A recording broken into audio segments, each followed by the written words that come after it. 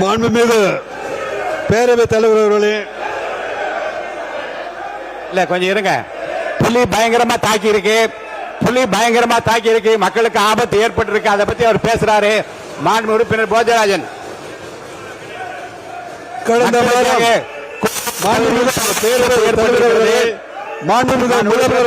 பேசுறது கொஞ்சம் கேட்போம். கடந்த வாரம் நீலகிரி மாவட்டத்தில்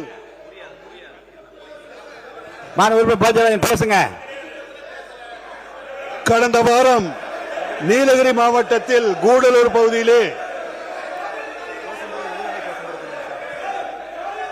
மாண்பு உறுப்பினர்களுக்கு விதியை படித்து விட்டேன். இந்த விதிப்படி தான் நடப்பேன், மாற்றம் கிடையாது. நீங்கள்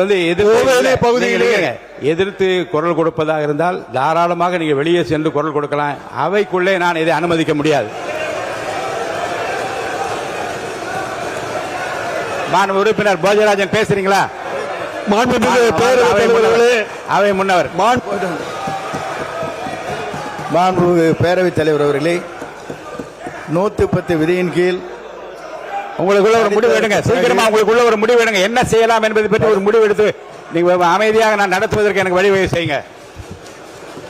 அவை முன்னவர் 110 விதியின் கீழ் முதலமைச்சர் அவர்கள் அறிவித்ததற்கு பிறகு என்றைக்குமே அது விவாதம் செய்து உறுப்பினர் அவை முன்னவர்